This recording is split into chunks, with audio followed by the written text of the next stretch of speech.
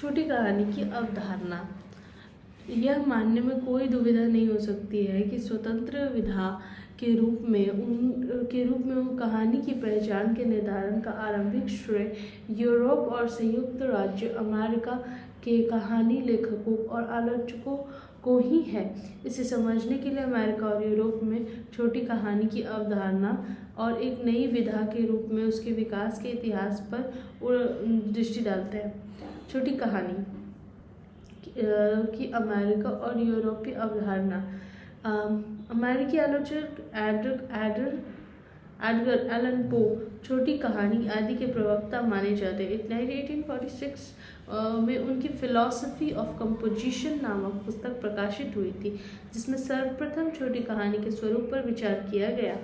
पो के बाद यूरोप और अमेरिका में कहानी का जो विकास हुआ, उसे देखते हुए कोई एकल दृश्य, उपकथा, अनुभव, घटना, कार्य, किसी मात्रा के चरित्र का अंश विशेष, किसी दिन की कोई मार्मिक घटना, कोई बैठक, कोई वार्तालाप, कोई मनोकल्पना, कोई मनोवैज्ञानिक क्षण, कुछ भी कहानी का विषय बन सकता है।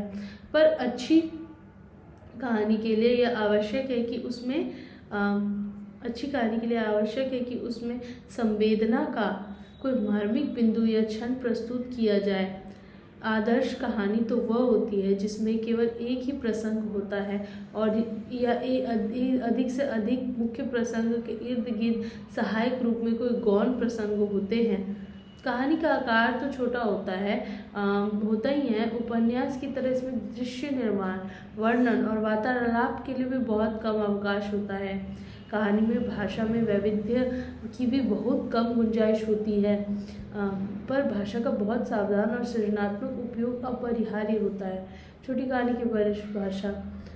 शॉर्ट स्टोरी एक प्रकार की गद्य कथा है जो सामान्यतः नोवेल और लघु उपन्यास की तुलना में अधिक सुसंबद्ध और संकेंद्रित और घनीभूत होती है। 19वीं शताब्दी के पूर्व इसका विशिष्ट साहित्यिक विधा के रूप में अस्तित्व न था।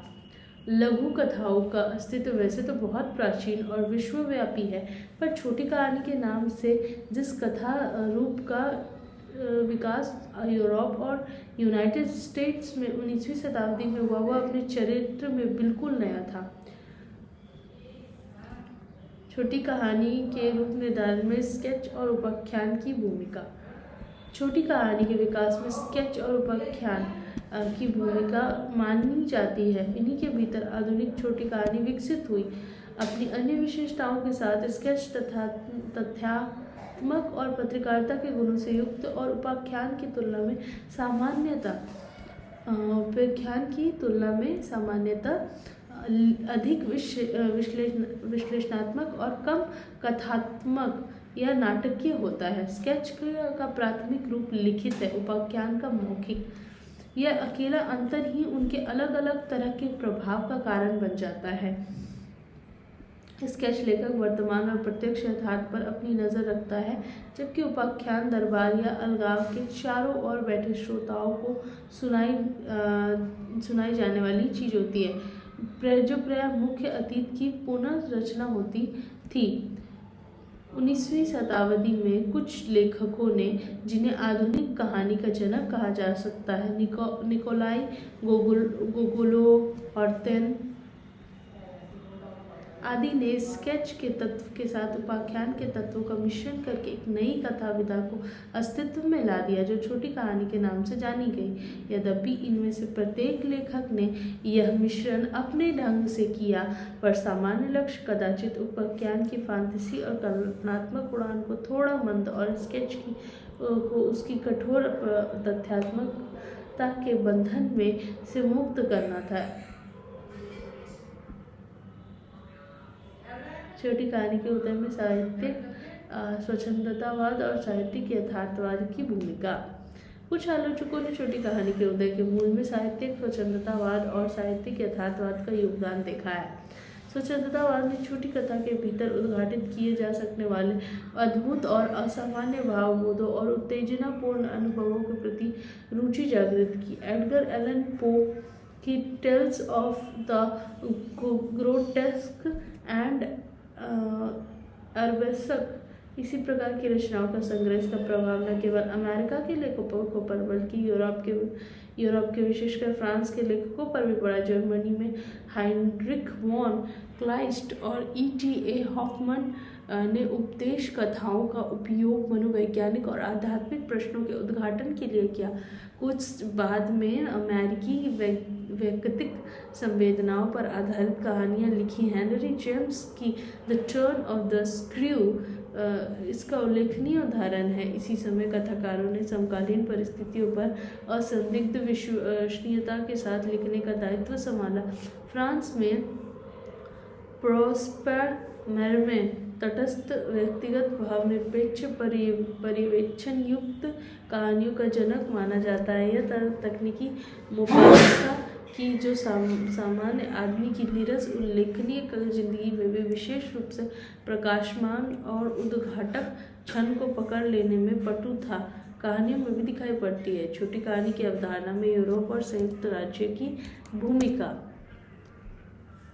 19वीं शताब्दी में आधुनिक छोटी कहानी लगभग एक साथ जर्मनी, रूस, संयुक्त राज्य अमेरिका और रूस में विकसित हुई। इसके पूर्व सारे ही विश्व में आकार में छोटी कथा किसी न किसी रूप में विद्यमान थी, पर छोटी कहानी या कहानी नामक आधुनिक विधा के रूप में उसका विकास 19वीं शताब्दी में ही हुआ। जर्मनी में छोटी कहानी। दो अन्य प्रमुख आलोचकों क्रिस्तोफर विलांद और फ्रेडरिक ने इस बात पर बल दिया कि छोटी कहानी का सरोकार ऐसी घटनाओं से होता है जो या तो घटित हैं और या जिनके घटित होने की संभावना होती है। उनके अनुसार छोटी कहानी का यथार्थवादी होना आवश्यक है। शायद इसी कारण हाइनरिक वॉन क्लाइस्ट और E.T. हॉफमैन ने अपनी प्रकृति आधारित छोटी कथाओं को टेल्स की संज्ञा दी। बहुत कुछ पो की तरह क्लाइस्ट ने भी अपनी कहानियों में अद्भुत और अव्यवस्था से भरे संसार के साथ मनुष्य की मुठभेड़ और नाटकीकरण द्वारा अंशतः आध्यात्मिकता और अंशतः मनोवैज्ञानिक मानवीय समस्याओं की अभिव्यक्ति की। फ्रांस में छोटी कहानी। फ्रांस में भी अमेरिका की तरह 19वीं शताब्दी में प्रचुर मात्रा में और विविध प्रकार की कहानियाँ लिखी गई। यद्यपि वहाँ प्रभाववादी कथा लिखने पर उतना जोर न रहा। 19वीं शताब्दी में फ्रांस का उल्लेखनीय लेखक ड्यूडे अल्फोंसो था, जिसकी कहानियाँ रोमानी चित्र में फैंटेसी के लिए प्रसिद्ध है। पर फ्रांस का अब तक का सबसे बड़ा कहानीकार वस्तुनिष्ठ छोटी कहानियों के लिए बादशाह गाय डी मोपासा मीना माना जाता है। मूलतः मोपासा की कहानियाँ दंत कथाएं हैं जो मध्यम वर्गीय नागरिकों के जीवन के उद्घाटक क्षणों को पकड़ती है। रूस में छोटी कहानी। 19वीं शताब्दी के प्रथम 2 दशकों में रूस में फाउल लेखन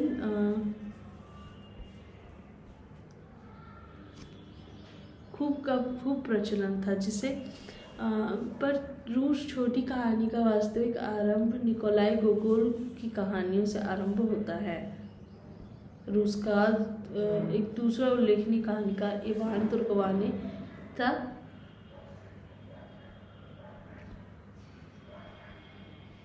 इसके बाद पढ़ सकते हैं संयुक्त राज्य अमेरिका में छोटी कहानी। यूनाइटेड स्टेट में भी जर्मनी की तरह छोटी कहानी का विकास 2 धाराओं में हुआ। एक धारा यथार्थवादी कहानी के रूप में सामने आई, जो वस्तुनिष्ठ ढंग से ऊपर से वास्तविकता दिखाने वाले स्थानों, घटनाओं और व्यक्तियों का चित्रण करती थी। 19वीं शताब्दी के उत्तरार्ध में आंचलिक कहानियाँ इसी प्रकार की हैं। दूसरी कथा प्रभाववादी कहानियों की थी, जिनमें कथक की चेतना और मनोवैज्ञानिक प्रवृत्ति कथा को रूप और अर्थ प्रदान करती थी। आत्मनिष्ठा के तत्व पर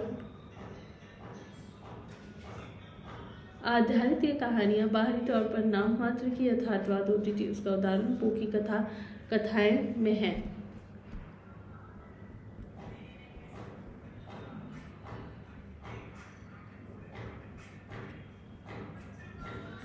अब आगे